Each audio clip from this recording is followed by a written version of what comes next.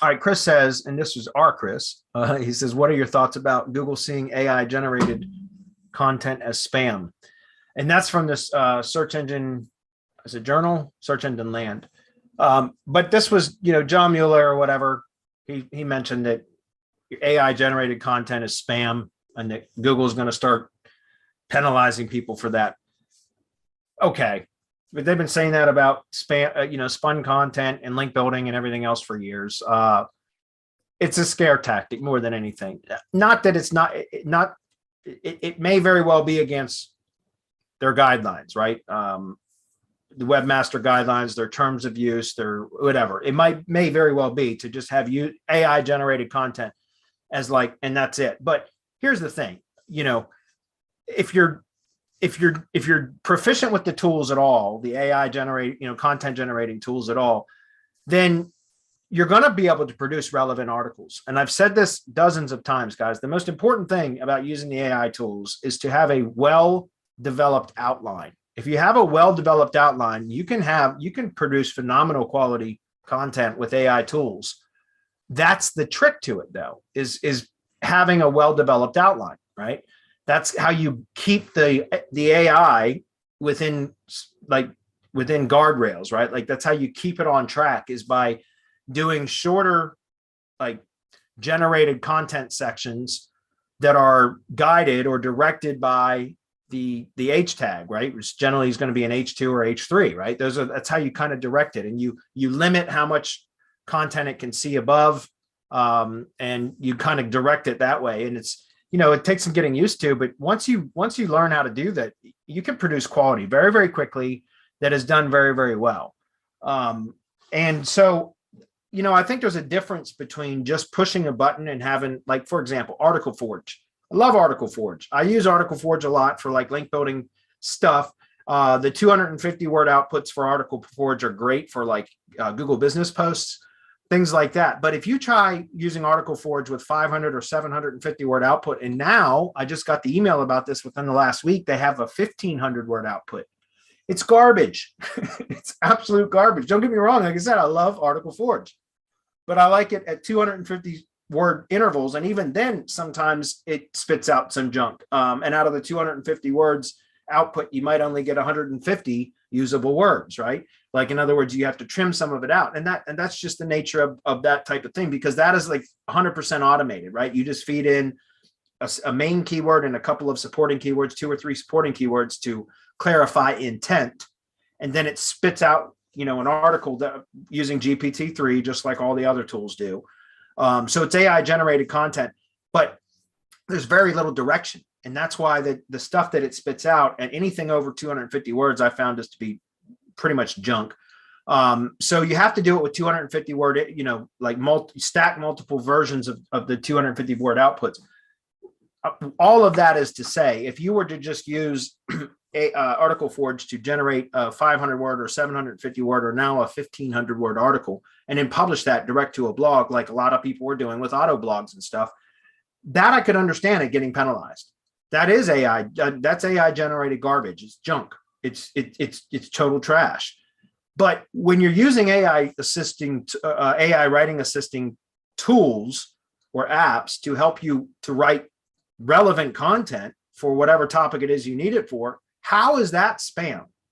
Right? How is that spam? It's not. It's people have done that manually since the invention of the internet. I mean, think about it. When you buy content from a content farm, do you think you're buying content from subject matter experts? Of course not. You're buying content from somebody that's sitting in their freaking pajamas on a laptop that is going and looking at other content on the web about that particular topic, and they're just rewriting it. A lot of the times they're putting it through spinners, spinning it, and then modifying or editing the output from the spinning app to make it readable. And if you're buying cheap content, they don't even really do a good job of that. So my point is, like, it's all that the AI writing tools are doing is just speeding that process up, which has been done manually for years now, without the need for a spinning app, right? That's my thoughts on it. And as far as using, like, when we develop money site content, which is what we do at Content Kings, we use AI writing assistants. but it's human directed for sure. There's a lot of human involvement. AI writing tools only assist in the writing. We don't develop all the content with fully automated AI content, right? It's very, very, it's managed and directed by humans. So there's a lot of human involvement in the content that we produce for Content Kings, which is our, money site and tier 1 asset content service. But, for, like I said, for like link building stuff at like tier 2 and things like that, I wouldn't even worry about it. This is more of a scare tactic than anything, because they've been telling us it's against Google's guidelines to build links for years. Has that stopped any of you? You know what I mean? They tell us not to use fun content. Has that stopped any of you? I wouldn't use fun content on a money site or on tier 1 content at all. I've been avoiding, recommending against that for a long time. But there's no reason you can't use these AI writing assistants. Again, guys, if you're going to just push a button and expect it to spit out all the content that you need for a project, then expect it to not perform well. And as they're saying, as Google is trying to say now, it could potentially get you penalized. I don't believe it. Maybe it will. So I recommend not taking your chances. But why you shouldn't be pushing a button to produce all the content for any assets that you want to monetize or that you want for long-term anyways. You can use them to help produce content, but you're going to want to direct them and get involved so that it is relevant, and you can produce, content that is well-developed, it's well-tuned, it's on point, it's factually, relevant, it's, contains facts instead of garbage, all of that. And to do that, there has to be a manual component to that. You just can't automate all of it, right? Do you guys want to comment on this? I know, Adam, you use some of these tools. Yeah, not a whole lot more to say to that. I mean, we've talked about it a lot, and I think, you've really pretty much covered it. Yeah, I guess that's it without rambling a whole lot. Okay, so I guess we can move on. If you guys have any follow-up questions about that, let me know. I mean, like I said, we use it. I use a lot of different tools. For my link building business, we're using WriterZen, which, by the way, I think WriterZen's got like the best keyword research of any of the tools. I really do. And I think it's still right now a lifetime deal on AppSumo. So I would encourage you guys to check it out. They've got a phenomenal keyword tool. I like that probably better than any other keyword tool right now is WriterZen. So, but like I said, we still use Jasper. I know there's a ton of those types of tools now, but Jasper just had some sort of offer last week for $50 for the year. Did you see that, Adam? No. It's the Jasper playbook something or another. It's $50 for the year, and it's they're doing every month, or maybe it's every couple of weeks, they produce new recipes that you can use in Jasper for creating content. And one of the ones that they're launching either this week or next week is Alex Hormozi's $100 million offer. Awesome. Jasper recipe. Yeah, I was like, dude, $50 a year? You kidding? Yeah, I'll send you the link. I'll find it and send it. Oh, that's good. Yeah, I'll have to check that out. Yeah, it's been fun. I've been, I showed you guys, I play around. So I've got, it used to be beta, but whatever they want to call it. I've got direct access to the GPT-3, to the OpenAI. And so I can do it that way. I also have a monthly Jasper account and access to a bunch of these other tools. And yeah, it's just been incredible. But because you can get direct access, you can do this stuff yourself.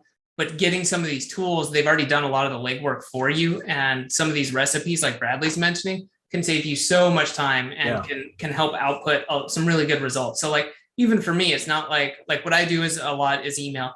It's not like I go hey, write me an email about skincare.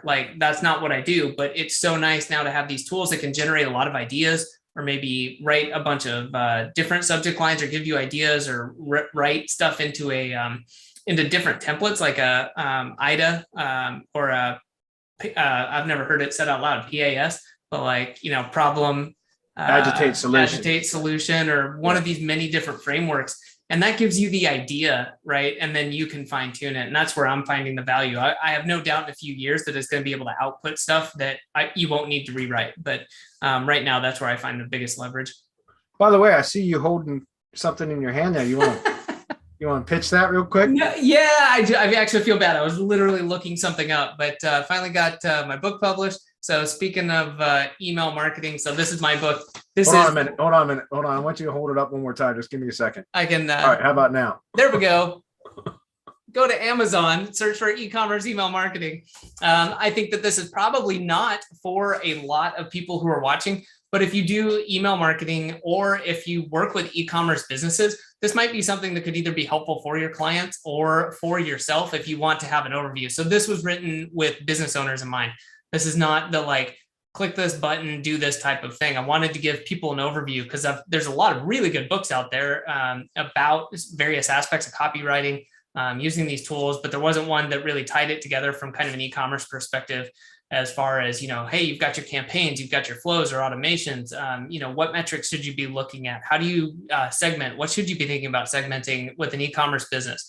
What should the design look like? Should you be using text or images? What should your sign-up forms look like?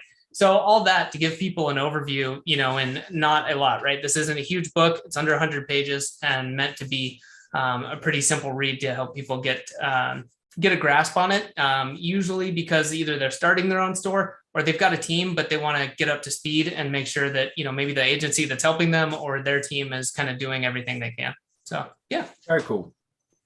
How long did it take you to write it? Too long. No, yeah, started, I think, in September and finally pulled the trigger last week and published it. So, yeah. And for that, I definitely use some tools for outlining. And then a lot of this, since it does involve numbers, things like that, really specific details. I didn't use Jasper on this because that's definitely one area where these tools don't do so well, is like specific details. Yeah. But for rewriting some of my thoughts, like intro and stuff that was more about like, here's why it's important, stuff like that, I totally use some of these tools because I would output it, do a brain dump, and then go back, clean it up and see like, hey, maybe it could come up with a better version of this, and did that for some of the paragraphs in there. That's great because Adam, last year I joined that 7-day book challenge, which was using Jarvis, and it was with some of the I guess founding members of that or whatever. Mm-hmm. And I joined that, and it was again supposed to be like how to produce a book in 7 days using, at the time it was Jarvis, but now it's Jasper. And it was I decided to write a book on how to generate more leads for tree service contractors and with Google Business essentially. And I found exactly what you're saying. Like I couldn't use Jasper for anything. Like it was like, I ended up writing the entire book and I wrote 20,000 words myself. Like I didn't use it for a damn thing. And I never published the book.